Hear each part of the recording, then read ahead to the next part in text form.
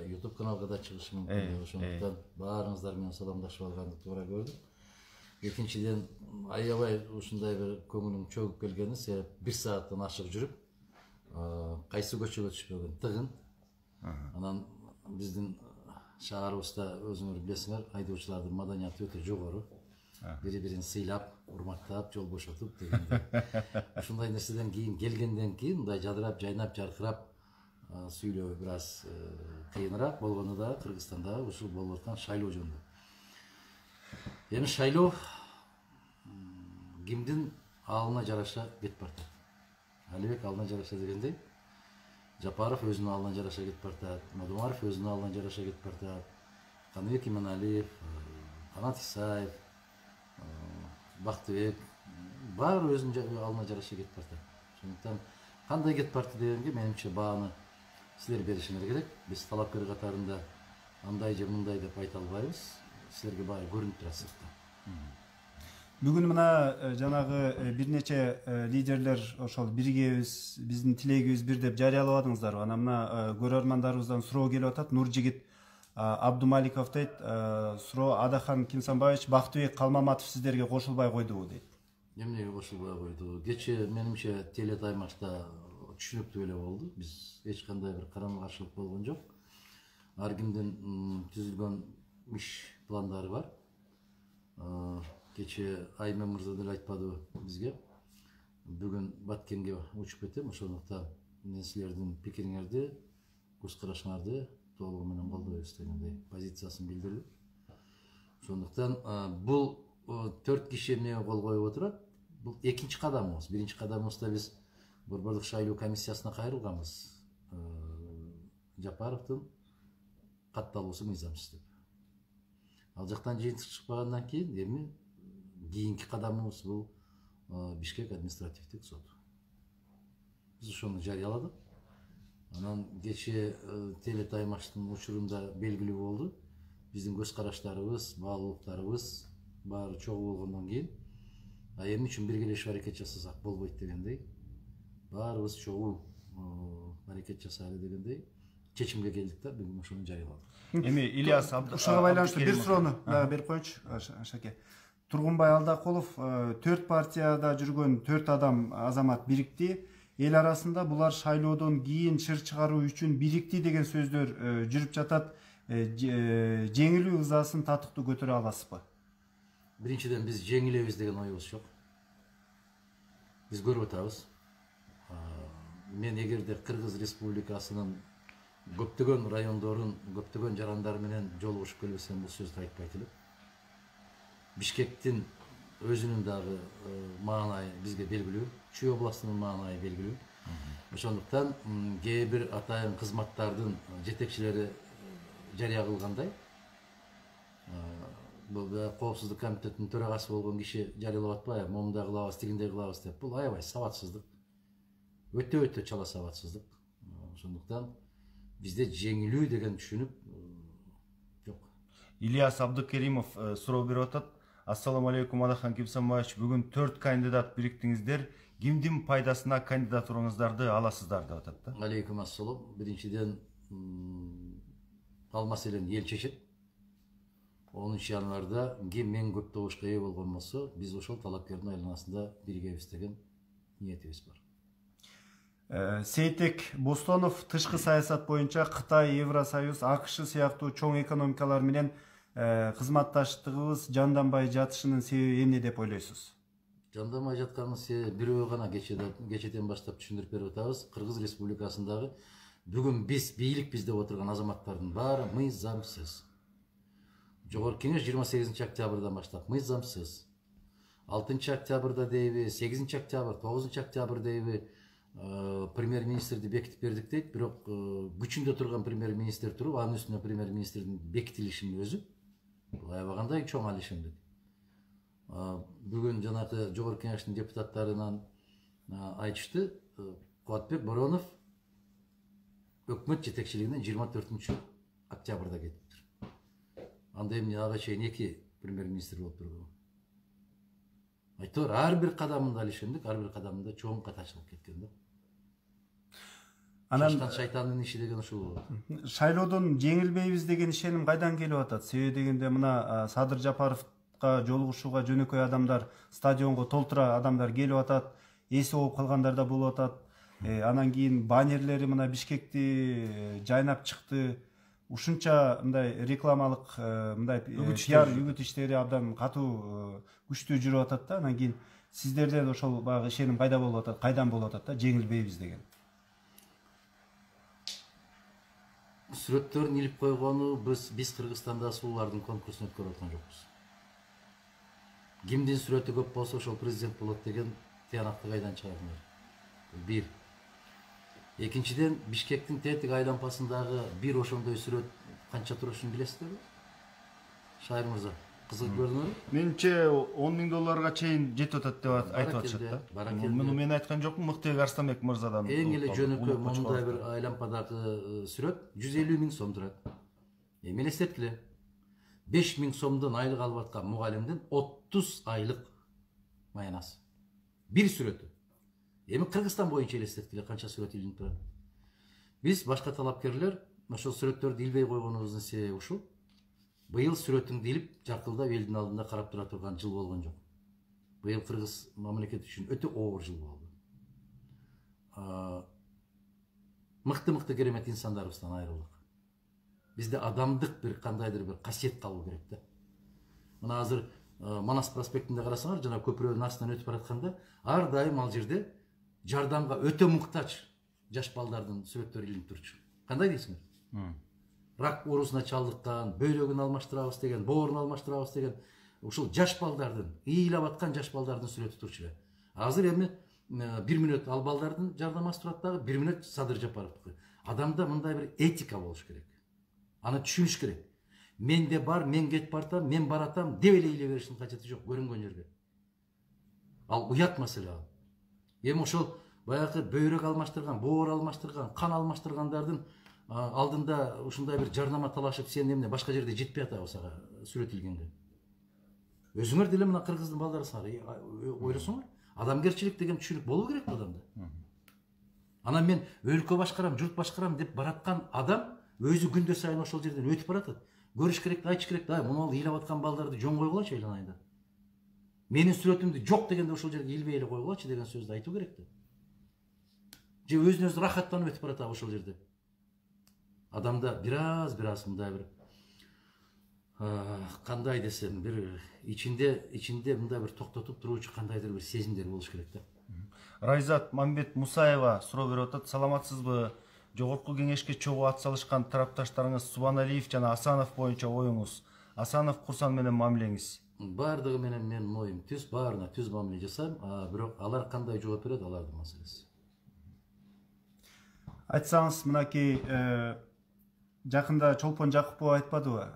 Эгер саясатчыларга эл нааразы болуп аткан болсо, ошол саясатка келип калганын, шайланып келип калганынын бирден бир себеби бул элдин өзү болуп атат депчи. Жана добуштарын сатып, кошоматчылык кылып, ар кандай болупчу.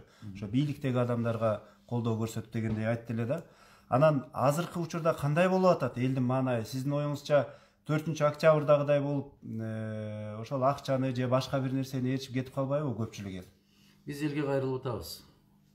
Айтып атабыз. Өз тагдырыңды, өз келечегиңди өзүң тандайсың.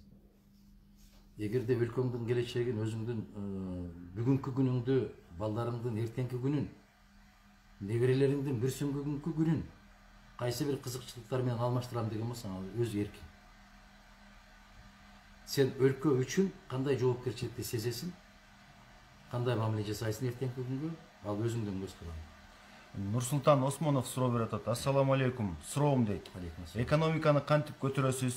Коррупцияны жоюудан жана башка чараларды айтып кетсеңиз. Коррупцияны жоюудан дагы башка чаралар бар. Эми баары эле мындайда түшүнгөн, түшүнбөгөнү деле экономика, анан инвестиция, анан банк, анан тиги бул деген сөздөрдү көп айтып берет. Садагаларым менен бир нерсени түшүнгүлө. Өлкөдө таза бийлик болмоюнча экономикаң өнүкпөйт. Өлкөдө тартип болмоюнча бирдей инвесторун Кыргызстанга келбейт.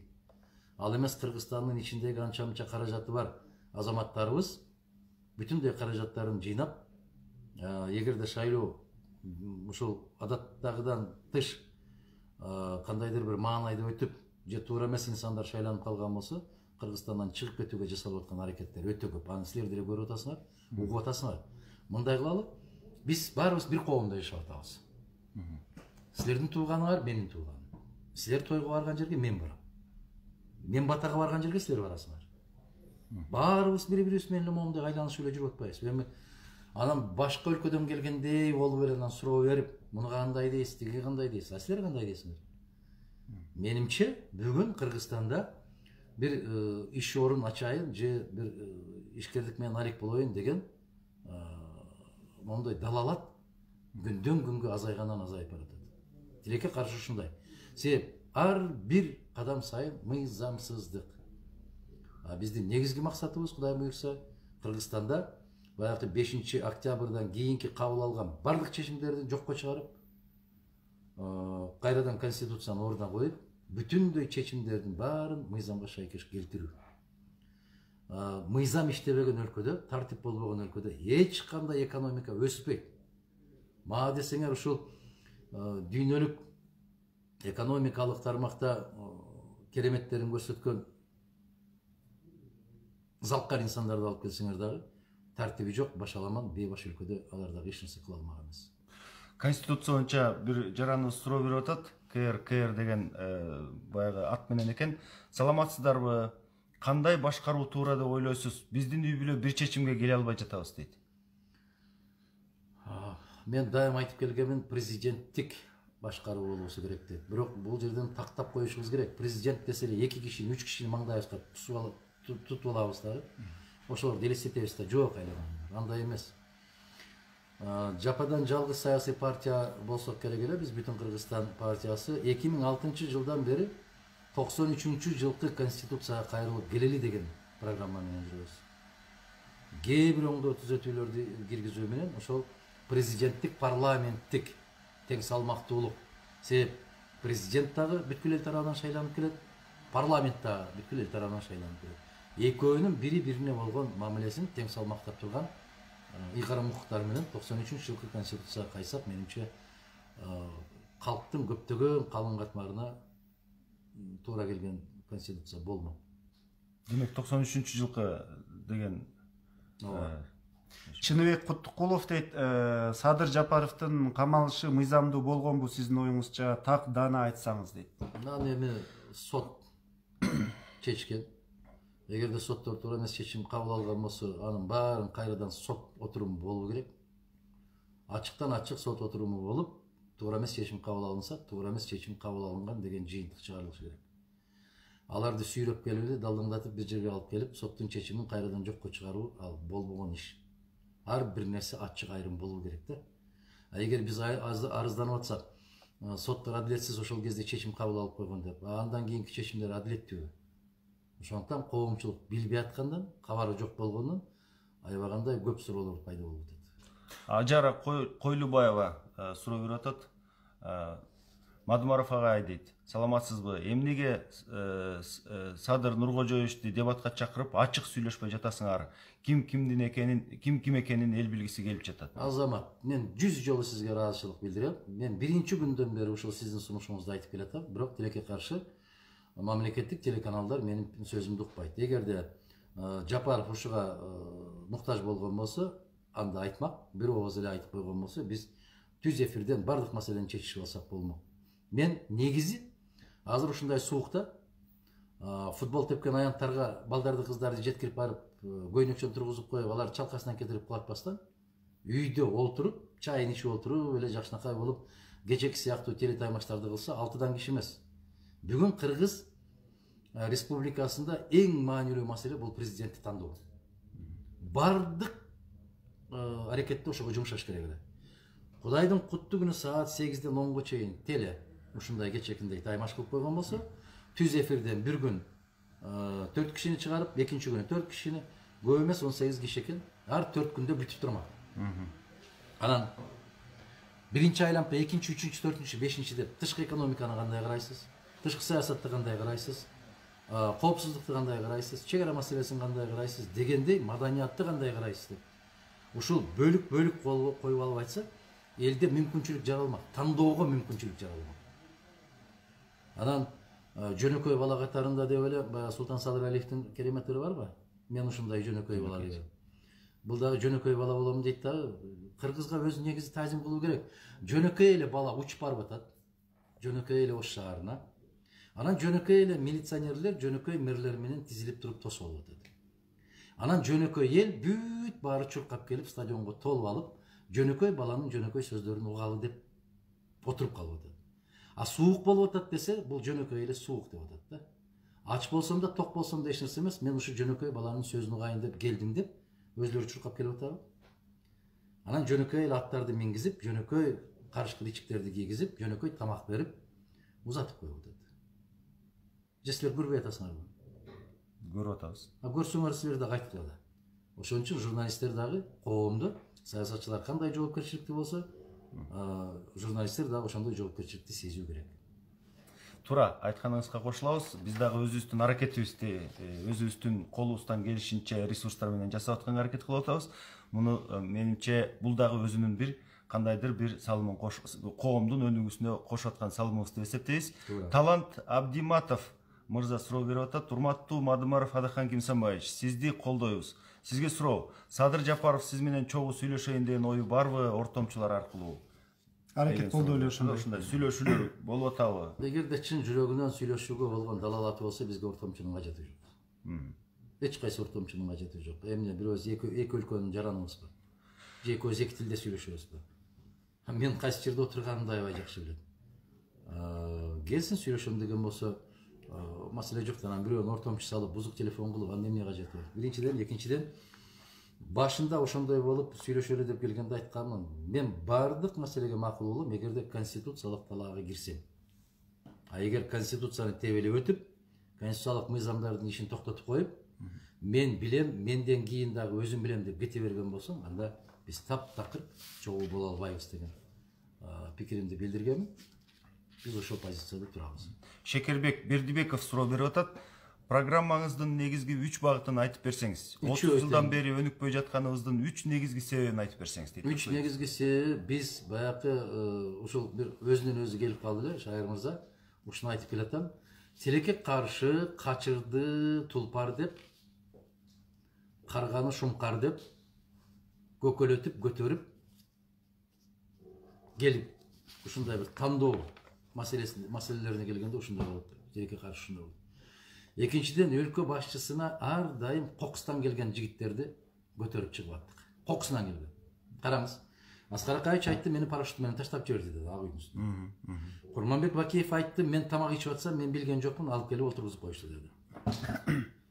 Отунбаев апчем, эми ал президенттик макамы жок. Анда бир убактылар келер. Атамбаев айтты, сен өзүң акчалуусуң.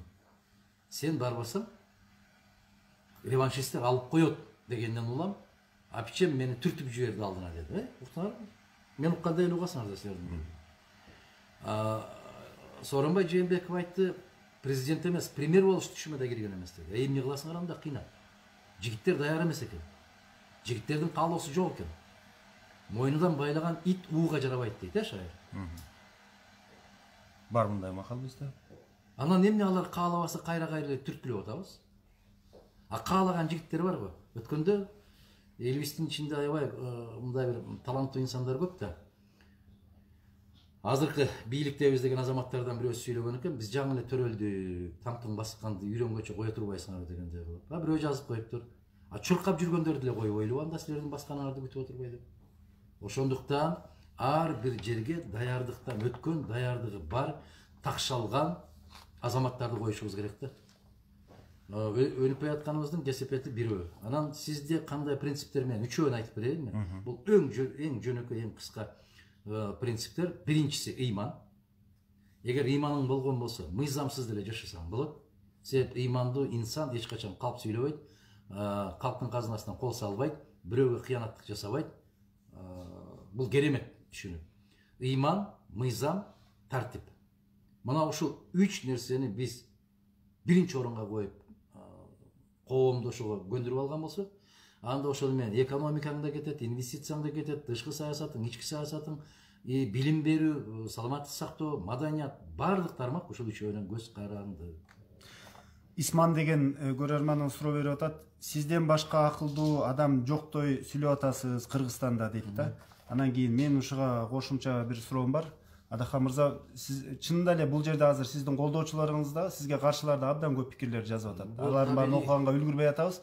Менин суроом ушул чынында эле ошол 18 талапкерлердин мейли Садыр Жапаровго мындай бир сын көз карашта экенсиз. Калган 16 сизден башка талапкерлердин ичинде ошондой тың, мисалы сиз жеңбей калсаңыз, Садыр Жапаров жеңбей калса, мамлекетти башкарып кете ала турганда тың азаматтар барбы экен? Алар кимдер экен? Мамлекетти башкарып кете ала турган азаматтар бар. Эгерде азыркы азаматтар башкарып аткандан кийин мындан төмөн болушу мүмкүн эмес. Чыгып аткан азаматтардын арасында бар. Силер дагы мындай бир өзүңөрдүн көрсөтүүңөрдөн башка кесиптештериңердин көрсөтүүлөрүн айтсаңар, мен барган жердин бир жеринде мага добуш бергиле деген сөздү айтпайм. Кайдыгер болбогула деп атам. Таразага салгыла дагы өзүңөр тандап алгыла деп атам. Бир жерде бул президент деп азыртан баштап. Мына көчөнү карасаңар, Садыр президент. Анда эмне кыласың шайлоо өткөрүп? Отур, бар да отурба. Адам бираз чегинүү керек да, чегингенди билүү керек да. Напси деп коет. Напсиңди тыя албасаң, накта шайтандын жоокерине айланасың. Биринчиден, экинчиден, мен эч качан өзүмдү акылдуумун деп айтып аткан жерим жок. Өздөрү мен жөнүндө пикир жазат да, анан мага таң болот. Тескерисинче өткөндө мен биринчи эле күндөн баштап айттым, менден мыкты, менден акылдуу азамат жигиттерибиз, кыздарыбыз бар. Аларды тандап көтөрүп алуу калктын вазыйфасы. Коом ошол азаматтарды көтөрүп алуусу керек. Биз мондай бир элдин элегине түшүп атабыз. Эл элеп алсын, каалаганын тандап алсын деп атабыз.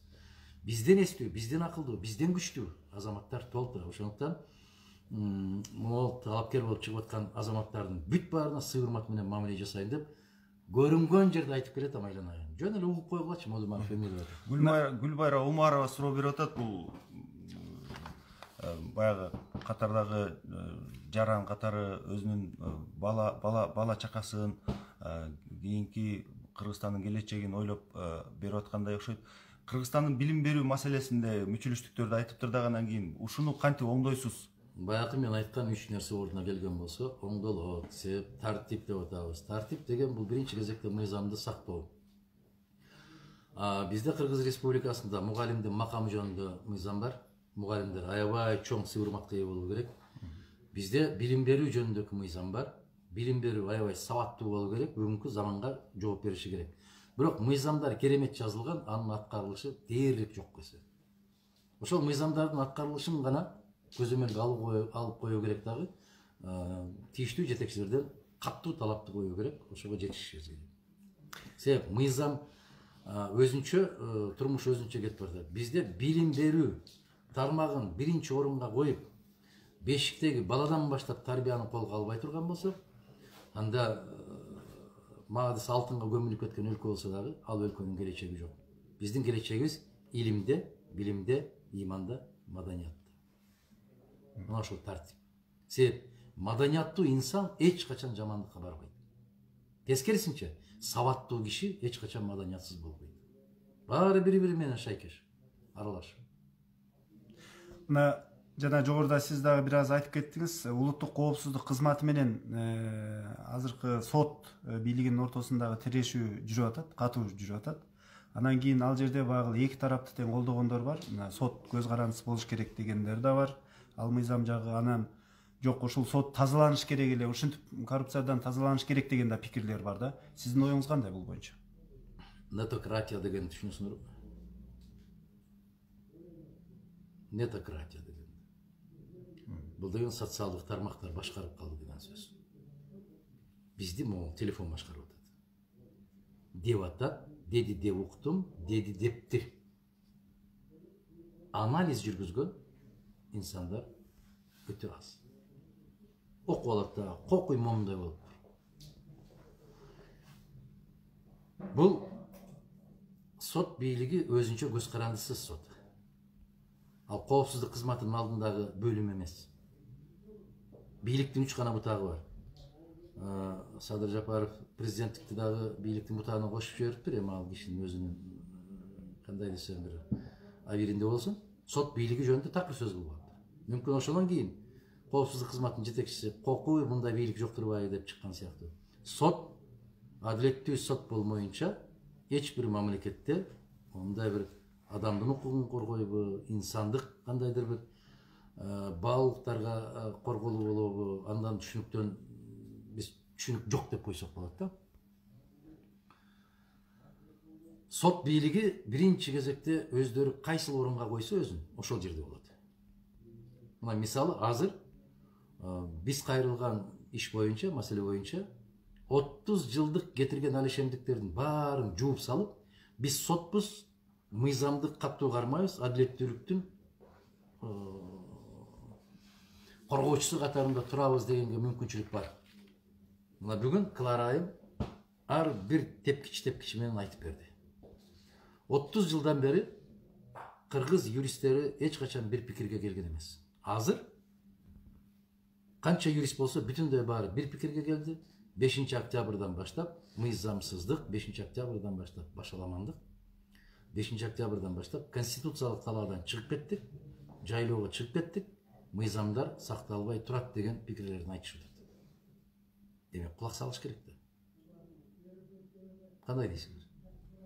Bir kişi айтса кулак салбай, 2 киши айтса албай, 3 киши айтса бүтүндөй кыргыз юристтери, укук кызматкерлеринин баары бир добуштан, бир үн менен айтып аткандан кийин акыл кичине бир жоопкерчиликти сезген инсан токтойт да, карайт да, мүмкүн бирдемеси туурадыр деп мындай бир акыл калчайт да. Бирок тилекке каршы андай болбойт. Руслан Эркараев суроо берип атат сизге Турсунбай Бакир уулу жөнүндө. Ал киши Куран кармап 200 миң сураганы тууралуу деп Адахан Кимсанбаевичке Куран кармап бере алабы сураңыздар дейт да. Биринчиден Куран кармагандыктын өзү бул чектен чыккандык. Экинчиден ал кишинин сөзүн уктум, Адахан Кимсанбаевич сурады деген жерин бир да жерде айткан жок. Адилет Кубандыков суроо берип атат сизге. Адахан мырза, шайлоодон кийин кадамыңыз кандай болот? Парламенттик шайлоого катышасызбы? Туруктуу электоратыңыз бар. Бизге күчтүү президенттик башкарууда ага тең күчтүү парламент керек го, оюңуз кандай дейт? Туура, оюңуз абдан туура. Буюрса шайлоонун жыйынтыктарынан кийин көрөбүз. Президент канчалык күчтүү болсо, парламент дал ошондой күчтүү болушу керек. Бийликтин эки тизгин бир чылбыры бир кишинин колуна эч качан тийбеш керек. Тыныстан Асылбеков суроо берип атат. Мен Москвада иштеп жүрөм дейт. Мадымаровдун колдоочулары көп экен. Ошол эле колдоочулар Бакиевтерди да колдошот экен. Бакиев менен байланышы барбы экен? Бакиевтер менен мен түп тамырынан байланышым жок. Таптакыр тескерисинче бүт массалык маалыматтар жатырда. Азыркы бийликте ошолор менен байланышы бар деген сыяктуу материалдар, макалалар аябай баймалай чыгып атат. Жетим тоо боюнча да чыгып атат, башка бир маселелер боюнча чыгып атат. Анын баарын адилеттүү бийлик келгенде баарын ачыкка чыгарат. Нуркан Токтосунова жазып атат. Саламатсызбы, Адахан Мадымаровго айтсаңыз. Садыр Жапаровго жеке инсан катары сиздин көз карашыңыз кандай? Жапаровду менимче ошол тордун ар жагында отурганда коргосо менчелик коргоор эле, кандай дейсиңер жигиттер? Күйсө менчелик күйөр ал жигитке. Бул боюнча биз кабардарбыз. Анан бүгүнкү жанагы тойтоңдоп алдына түшүп алып чуркап жүргөндөрдүн бирөөсү да жок эле. Биз коргоп аткан мезгилде. Досум деп шилекей алышып, бири-бирисиз жашай албай калган инсандардан дагы жардам болбой калган кездеринде Мадумаров тарабынан ар дайым жардам колу сунулуп келинген.